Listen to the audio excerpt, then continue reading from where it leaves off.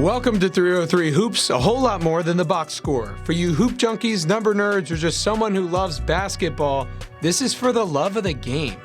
Live from 303, I'm Ryan Hinsky. And I'm Caleb Bunch. Guys, it's the penultimate episode. Aww. We just had our last studio broadcast, though. It was awesome. It went well. Guys, if you haven't watched any of our studio broadcasts, what are you doing? The 303 Countdown. 303 Countdown. Don't just support Ryan and I, support everyone on this channel. Oh, yeah. But ton of people on this channel. So a ton of people. Are doing great 20 plus people doing, like you said, great things. And it's all coming to an end. It is. It has to. It is. So. And we'll have some exciting stuff like our playlist from all the songs of the day. Mm-hmm. It's a pretty good segue. Yeah. And our final mock draft next week. Yeah. Which is really what we do. Right. You know, that we know a lot about basketball, but the mock draft is where we'll put a stake in it and we will die on that hill. Yeah. That this is the player that should be drafted at this spot. Exactly. And I can't wait to discuss that. As much as will go wrong, because NBA teams are unpredictable. Of course. Yeah. But first. Of course. Song of the day. Yeah.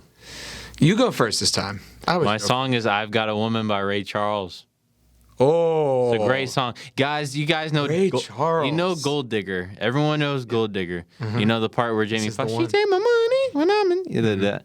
That's originally a Ray Charles snippet in which Jamie Foxx obviously played Ray in the movie Ray, and then hence Gold Digger, right? So I think that was a pretty interesting connection, but I've Got a Woman is my song. It's a great song. That's a good one. Pretty straightforward. I need to be going back in the day more because I do love a lot of that stuff. Yeah. Have I done a B.B. King song? I don't know. I don't think so. If not, well, you've done a lot of bands that are older, but not, I don't know about individuals. Okay. But next week I gotta look. We did Teddy Pendergrass though. So. Yeah, we did. Yeah. Twice. So, and he's might be the only one. Well, we've done 2 Drake songs in 1 week last week. Exactly. But I'm staying with the hip hop of the 2020s. Schoolboy Q, who is great. He has his newest album he has a new album releasing soon, actually, so keep an eye out for that. But Blue Lips from 2024, big one that I listened to in college, in undergrad. And he's got a song on that album called Lovebirds, and it's really good. So I just, if you're a hip-hop fan and aren't into the Blue Lips album by Schoolboy Q, then give that whole album a listen. It's really good. Yeah. And this is one of my favorite tracks from it. Schoolboy's slept on, man. He is. Underrated. I mean, without him, some of that 2020s West Coast sound, 2010s even. Yeah. I mean, he's been around forever. Yeah, he's older. But, he really is, Kendrick gives a lot of props to him for his influence. A lot of those other West Coast rappers as well get influence from him. I'm sure artists like The Alchemist take stuff from what he does and Action Bronson, artists like that. Yeah. That sort of harder sound, that edgier sound that he has. Yeah. So, fair. But Schoolboy's great. My cousin Clinton, he's a huge J. Cole fan, but I asked him one time, if J. Cole was your favorite artist, who would be? And he said Schoolboy Q. Schoolboy. Yeah, so. I like that. There we go. Shout out. Shout out Clinton. Shout out. You have many cousins, right? I have a lot. I have a lot of cousins. Like 90? Yeah. When your mom has 11 siblings, they'll do it, man. But this is on my dad's side. So what are family gatherings like? On my mom's? Is there ever any where everyone is there? So my mom's side, honestly, no, just because of how many there are. But a lot of them usually are. Like they're pretty good about showing up. I'm like one of the worst ones, honestly. Really? Yeah, just because school's always happening. Like I've been in school my whole life, obviously. So I'm always doing something for school or work internships. They always coincide on the wrong dates. So yeah, I'm the lower end of the totem pole in terms of showing up. But the other people, they do great. They're big, though. They're quite, everyone knows each other. My mom grew up in the middle of nowhere, Virginia. If anyone knows Skippers, Virginia, it's on the Carolina border. It's literally town of probably a couple hundred. You know some of Skippers? There's no. Well, I've been on the border there. Yeah. But I've raced, because you can race there. You can race on the border. You can race your car.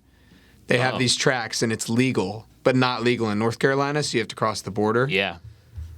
Skippers. That's Virginia. so funny. Yeah. Yeah, but I haven't been there. they know everybody. Like my mom's family is like related or knows the entire town. So. Do you know Danville, Virginia? Yes. Okay. Yes. That's where I've been. I think it's a little north, right? Yeah. I think no, it's west of where Skippers is. Is it northwest? It's like Or directly west. Why do I think Bianca's mom is from Danville? Really? I could be wrong about that. You could be right. This is such a because Yeah, this is so niche. This is such a random conversation, but But it's cool. yeah, Danville. So shout out to Danville, Bianca. And shout out Skippers. I'll ask Bianca later. But yeah, so That really is the middle of nowhere. it's literally like holy, like where am I? Yeah. Skippers, Virginia. Skippers, Virginia. But yeah, family gatherings are big, but it's fun. Now you learned a little about Caleb. Yeah. Yeah. So, yeah, we're a basketball podcast. Exactly. And- Like, wait a minute. What are we here for? We are recording on the day of Game 6. Yes. If you're watching this, hopefully the day of Game 6 is tonight. Exactly. If you're watching it later, sorry if we're wrong about this prediction. But the Thunder were able to win Game 5 for a flurry of reasons, I would say. Yeah. Number 1, the physicality. Number 2, the officiating. Yeah, that was garbage. Number 3, forcing the Spurs to have a shot chart that they would rather not have. Yeah, especially Wemby. Yes. Especially. Outside shots. Yeah. Not getting into the paint, playing above the rim. As Monique said on 303 Countdown. Yes. Go watch that again. And yeah, there's a few things we have to talk about before we get to predictions. But what did you like, dislike, notice about that game? Couple Game 5. things I liked. So, first off, Game 5, right, was kind of the exact game plan that the Spurs implemented in Game 4 when they blew out the Thunder. But, the Thunder used it to their advantage this time, being physical, right, and forcing a lot of jump shots and just slowing the pace down.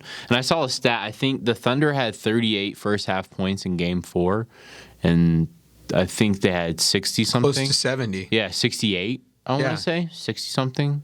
67. But, yeah, they had 60-something last game. And I think the difference is they were embracing the physicality a lot more, played up-tempo. Shea didn't even play well, to be honest, in that first half. No. And they still had a huge lead. So I liked the Thunder and how they were able to do that.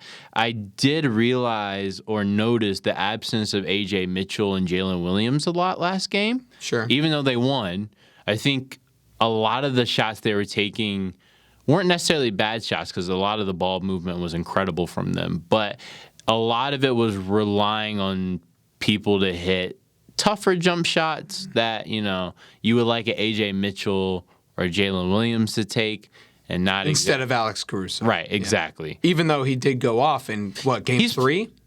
Game 3? I think it was Game 3. Game 1, he played incredible. Yeah. Game 1, he had 30. That was the game he had 30? I think so. I think he played really well in Game 3, too. Which, I should played say incredible also, the this year. last 2 home games that the Thunder have played against the Spurs, similar game plans. Game 1. There Yeah. you go. But this one was more decisive. Like, I think you could start to talk about the officiating in Game 3. I think Game 5 was similar to Game 3, but the consequences are way higher, Yeah, for sure. right? I mean, it's Yeah. they played where I guess I should say it's not the last 2 home games because Game 3 was in San Antonio, but they played Game 5 and Game 3 similarly. Yes. And it's been back and forth punches. Like the Spurs are responding in a really strong way. But to your point, the jump shooters for the Thunder maybe aren't who they would want shooting those shots. But hey, we got to mention Jared McCain for a second. Dude, Philly, We have to. bag of chips. What'd they get for that trade? I don't 2 even seconds? Like, know. 2 seconds, and they said they were selling high. I'm like, that's the most you can get out of the potential rookie of the the leader for the rookie of the year race. Someone before who, he got like, injured. someone who is benching players on the Thunder, the deepest team in the league. He's the one benching them. I'm like, what? Shooting before Game 5. Fan I don't know favorite if that now. 50% from 3 in the playoffs. Yeah. And this is the guy you gave away for a bag of chips And if they win this championship, and a soda can? he's the guy that people were going crazy for Aaron Wiggins last year. Yes. This is it's the him. fan favorite. This is him. And you got him for a bag of chips after. I mean, it's the Thunder. You can drive the price up. They have 1 billion picks. Everybody. They have everybody. So, Philly, what are you doing? I think it was a three-way. Was that a three-way trade, the Jerry McCain? I don't think so. I thought it was direct. Oh, my God. Direct deposit, basically. Give me that. Give me that player. Take whatever. We don't even It was need a those three-way. picks. It was a three-way. Was it? So in exchange for McCain, the Sixers received 4 draft picks. Houston Rockets first-round pick, which is the 22nd overall. 2027 second round, 22 second-rounders in 2028. But no players. You got to hit on those draft picks. So it was a Houston first rounder. So So a good team. and the OKC gave up Nobody. no first round picks. Nope. So OKC's end. It's crazy. I mean, what a one-sided trade again. Sam Presti. This guy is a genius, but it's really more. We should probably look at Daryl Morey and be like, what do we? Yeah, I don't know what. Oh my goodness! I mean, that's why he's not there, right? Oh yeah, yeah, of course. Yeah, but it hasn't gotten much better. Yeah, exactly. That's what I'm saying. I would think it's still Daryl Morey there, the way that trade happened. Yeah, I know, but I'm like, yeah, man, goodness. But I think he did do the trade though. He did the trade, and then Bob Myers took over. So I mean, good riddance, right? So it was still him. It was still him. Yeah, because Bob. Yeah. Okay. He just took over. So I had the timing all wrong. Yeah, no, but you're right. It's like, goodness, like you look at that, it's like anyway. But Jared McCain, his impact has been clear on this series, right? Confidence going crazy. Game 4 had a massive game. Was that game? No, Game 3, sorry. 3. Game 3 had the massive game. Game 5 he started, still had 20 plus. So right, so it's like if you're the Thunder, I think is looking at it as like AJ Mitchell goes down, Jalen Williams goes down, but you're still comfortable with where you're at considering your depth, right? So yeah, and you can still play the same way. It's still the connective tissue. Everyone's on the same page. Whenever the Spurs go on a run, they answer back, and they don't. I mean, I hate to say they don't need those guys, but that's the way that they're built. That's the way Daigneault has built this team. Is that as long as Chet and Shea are there and they're healthy, right, then you have all these contributors that can come in and do the rest of the work, right, which is so critical to that team. Yeah. What do you think's the big difference? Game 6. What do you expect the Spurs to do? What do you expect Thunder to? I guess try to do. I should say. We talked about the Thunder using the Spurs strategy from Game 4 that the Thunder used in Game 3. Yeah. And it's really just a lot of physicality, and I think at this point it comes down to lineups. Mm-hmm. I think it's big for the Spurs. I think they need to figure out the minutes that aren't working out, which a lot of those are the Cornette minutes. Exactly. Cornette when Wemby's not there. And Carter Bryant. Yeah. I think is Carter Bryant has looked good at times, especially for a rookie. We're asking him to do a lot here. Yeah. Even in his limited minutes. But there have been some moments that the rookie mistakes. It's primarily on the offensive side of the ball too. Yes. Like defensively, he's played great. Yeah. Hold his own and then some. Yeah. But on the offensive end, the passing, keeping everything together. They got to have 5 shooters, 5 offensive players on the floor at all times against this team, and he's just come up short against the team that gets their hands in the passing lane and forces turnover. Incredibly well. Yeah. So I think they need to figure that out. Devin Vassell's been amazing. He's one of those guys that I'd like to see be relied on in those moments. And De'Aaron Fox needs to step up. Yeah. We talked about earlier in the season if it was worth trading him. I said no because of his clutch history as a clutch player. He's playing a little bit injured, sure, a little hobbled. But that's what a clutch player does is they step up in those moments as well, not just when they're healthy. So I think he just needs to show the grit that we haven't seen from when he lost Game 7 against the Warriors, when he was a King. Yeah.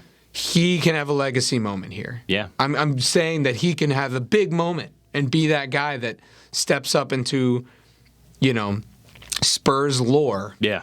Which is a pretty good place to be in history. Yeah, no, for sure. Last 2 games, he shot 4 of 15 and 5 of 13. So that's not a recipe good enough. for winning. And I'm sure the clutch numbers are right around there too. Yeah, exactly. So it's not good. It's not a formula you want to win, especially if you're reliant on guards so heavily when Wemby's not playing, which the Spurs have looked terrible when Wemby has not been on the floor. So Yeah. they need to figure that out. Like you said, Stephon Castle cannot turn the ball over like he has in this series tonight.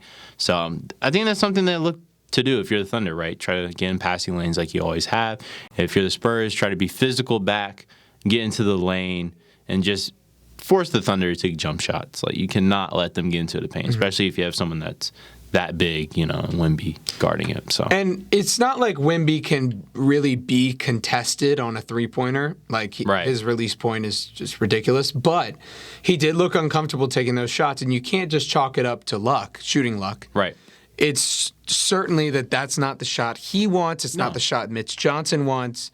And the shot charts from their wins say that he's taking those shots from 0 feet. Right. Exactly. That's what you want from Wemby. Yeah. You want dunks. You want putbacks. Yeah. That was the big thing from game one. Just at some point, just lobbing it up and getting his own. He did that in game 4, actually, a lot. A lot in game 4. It was like just putting it up on the rim, and if it goes out, he's there. Yeah. You got to have that. Even in game 2, he did that a lot when they lost. Like, I think for Wemby, it's just effectively like a rhythm thing, right? Like, it's like if you're getting these 3-pointers, it's like I'm catching it in rhythm, 1-2, pull up, versus me catching it from 35 feet away, having to dribble, do a hezzy pull, whatever it may be, into the shot, versus like just me catching it and rising up. So maybe Shea saw that when he was like, Hart needs to step up. Hart needs to step up a little bit. Yeah, and he held him accountable in the post-game press conference. And last week we were kind of talking about that. Yeah, it had just happened the night before. That was game 2, right? Yeah, it was game 2 where his like Hart's impact wasn't good. Right. Yeah. And now it is. Yeah. Game 5, that's exactly what you want. Exactly. So maybe that speaks to Shea's leadership. Yeah. Saying, we won the game and Hart played great on the offensive end, but we can't let Wemby just flip it up and get his own like right. that. Exactly. Yeah. Exactly. But that's a huge part of it. And obviously a big thing with game 5 as well was the officiating. Right? Like, a lot of people on social media were talking about it. Tony Brothers, Lou Dort, there was a moment where they were smiling at one another. Not a good look, right? A lot of people have talked about the Thunder getting favorable calls and a favorable whistle. While the data says otherwise, I do think the sentiment is accurate, right? Where it's like they're flopping around getting these calls.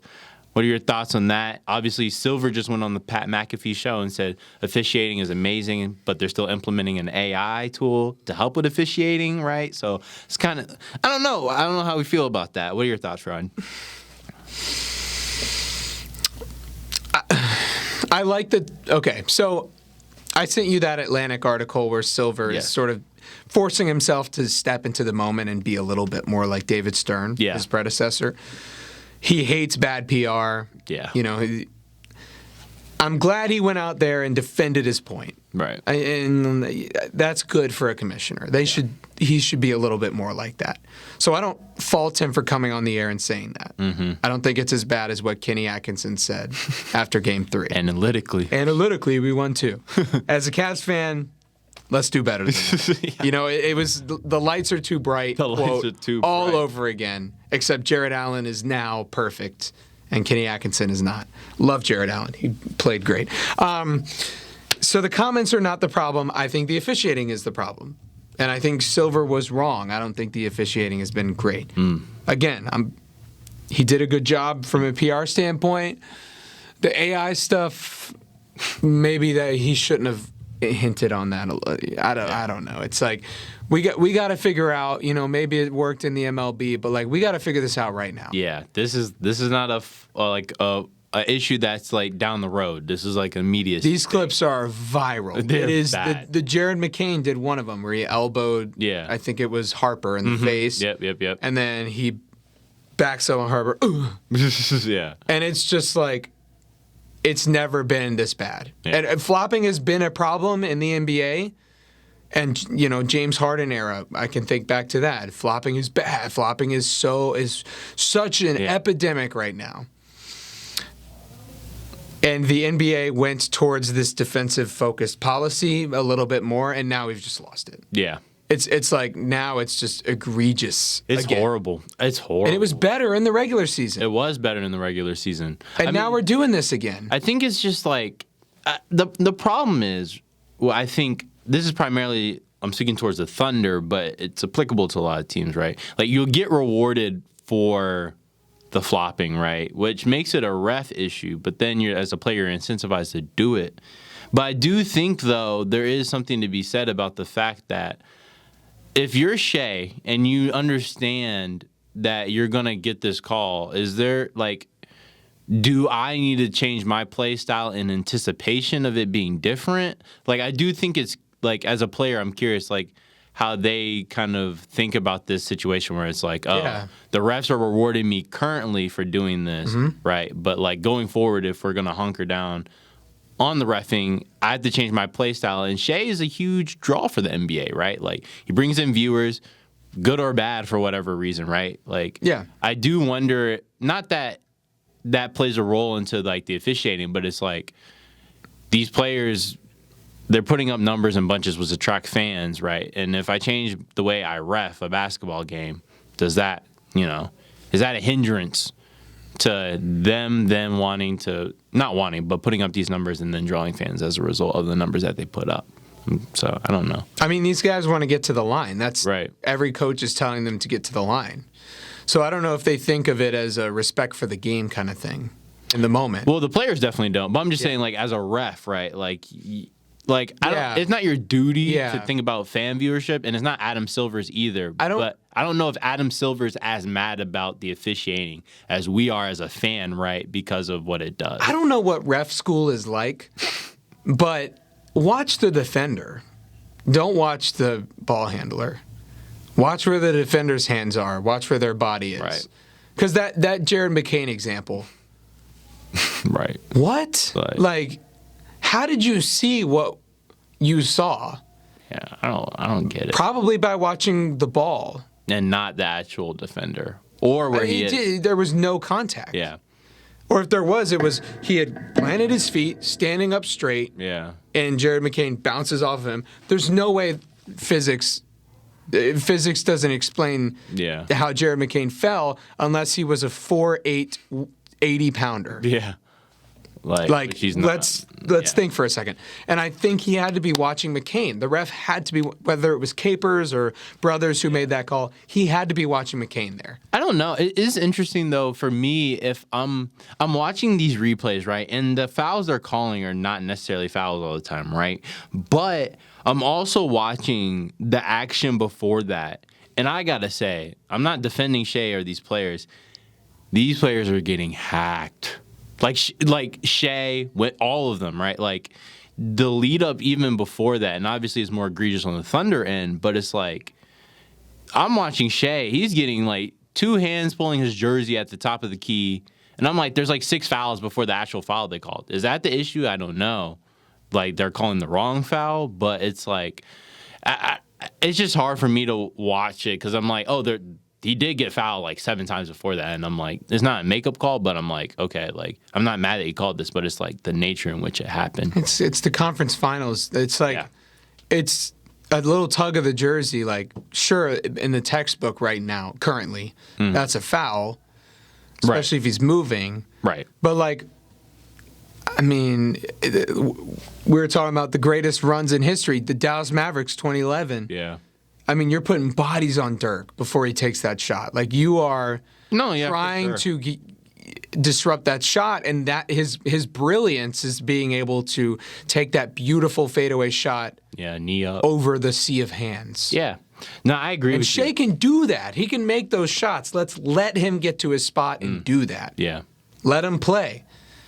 And then if it is consequential to the result of the play, then call the foul.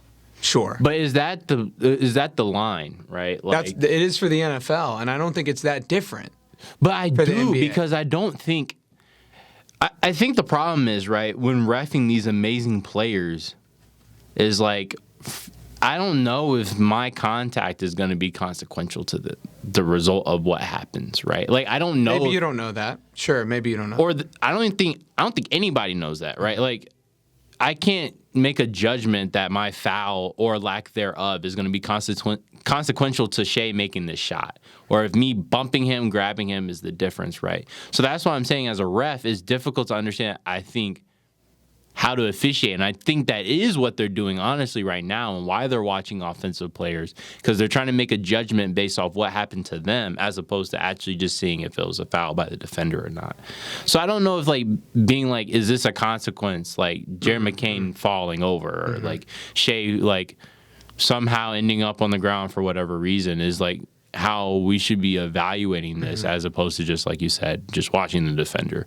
And, like, is it a foul by the textbook or not? And I feel like that's all you can do.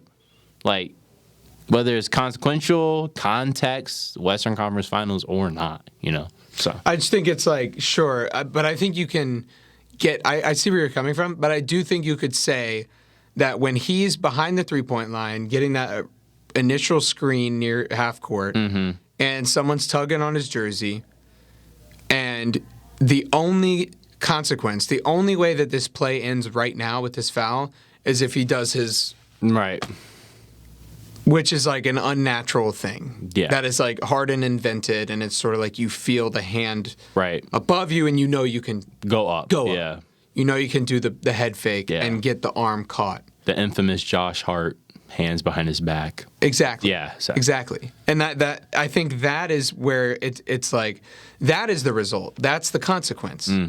And that is a problematic play, ethically.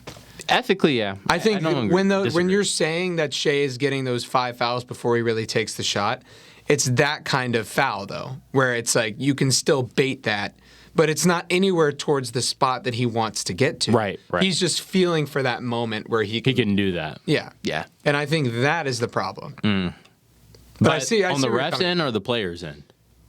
From the league office. So that's what needs to change. I'm just saying we got to watch the defender. Yeah, but you don't fault the players for taking advantage of this situation, or do you fault the players for taking advantage of that situation? I think this is where you're right. I don't. Because it's like I think you're right. That's how it works right now. Yeah, I saw Jay Williams was on First Take. He's like, I can't root for the Thunder because they don't respect the game. I'm like, they do. They just are taking advantage of it. Like that's what I feel about Harden difference early on. Yeah, like that's how he averaged 40. Is that and you make defenders afraid to reach into the cookie jar, and that gives you more space, and that helps you win. Right. And I personally think that's a skill. Yeah. Because, like, if it wasn't, everybody would be doing it. And it doesn't look the same when Karl Anthony Towns does it, because he does it too. Go watch some cat highlights. You will see how much that man is theatrical in his basketball performances. I think of it like a forklift driver. Okay. Walk me through, Colin Coward. Sure, you have a 1,000-pound limit, but that's just the industry standard. Right. You know? But you're going to lift 4 boxes if you can. Maybe the standard says 3, and it's like, don't do in case of, because it could go wrong. Right. But you do 4 boxes because it makes your job easier. And so you don't have to worry as much on the back end. And you know that your supervisor is cool with that because your supervisor knows that you're more productive. Why wouldn't you take that 4th box? Who's the forklift driver in this instance? The players? Shea Gilgeous-Alexander. Okay. And his supervisor is Adam Silver. Right. And he knows that Adam Silver is okay with this for now. And if he knows he's okay with it for now and that he's not going to get fired or fined or docked from his pay. Yeah. And that maybe the supervisor says, oh, maybe we should change that rule. But as my forklift driver is doing he's doing his job right now. Right. And I'm not going to change this rule unless I really feel like he's causing danger to him or everyone else. Right. Or making us look bad. Here's my question in this example. The 2 people we had mentioned were the face of the league, or in my estimation, the face of the league at the time, right? Like, argue Harden, maybe not. Like, LeBron was still in his prime, right? So LeBron was face of the league, but this was MVP Harden years.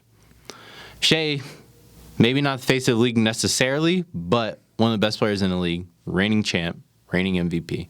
And if they win this finals, probably the face of the league. Probably. Yeah. After Jokic's exit. There. Both of those players take advantage of this rule. So to use your analogy, both of these players are the forklift drivers, right? And they use 4 boxes more than 3 oftentimes. I'm curious, do you think that they do this because they know they can get away with it as opposed to They can go if vote Josh earlier. Hart does this, it's not the same effect.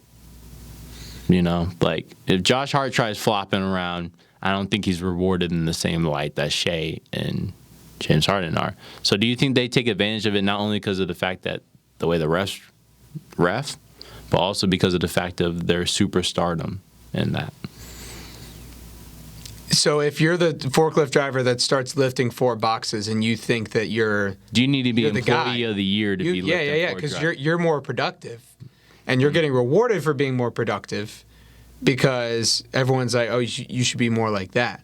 But when the young forklift driver, he can't do the it. new guy comes on and he tries to lift 4 boxes, the supervisor says, I haven't seen you lift I haven't 4 seen boxes or that's even 3. dangerous. The forklift says weight limit this. Right. You're not supposed to go over that. I'm not going to give you the same favor that I would for the guy that I know can do it the right way. Okay. Even though you're not supposed to.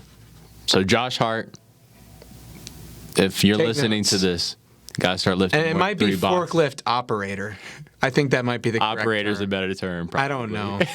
I don't know. I'm sorry if that was wrong. All you people that are forklift operators feel misrepresented. It's all right. It's all I'm right. sorry if that's correct. But point being, guys, like there's a rapport you have to build in the league, and with refs, and just in general, That's superstardom normal. you have to achieve, right? Yeah. To get these calls, which is normal. That's not anything new. But we're debating more so about whether or not taking advantage of it to this level, right, and this egregiousness is necessary and also good for the league, right? So That was great. I think I don't have a problem with it.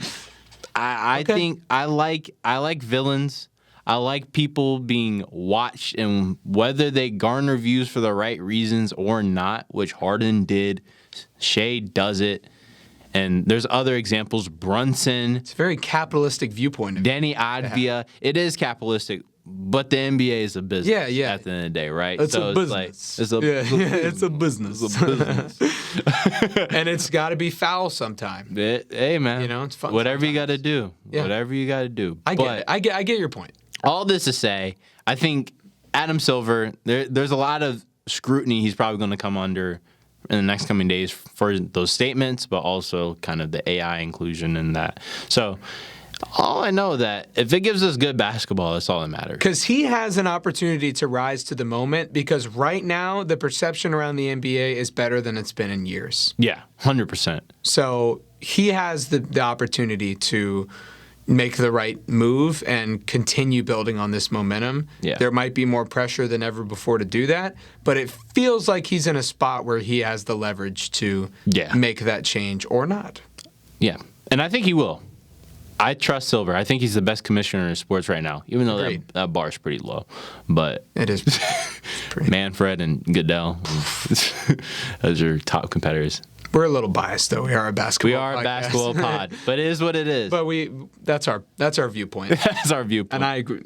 We'll stand on it. We will. But every week you can tune in here, guys. Next week will be the last 303 ep, especially for us. That's important because of the fact we've been on this journey with you guys. But please stay tuned. Stay tuned. It'll be a special episode. This has been 303 Hoops. Until next time.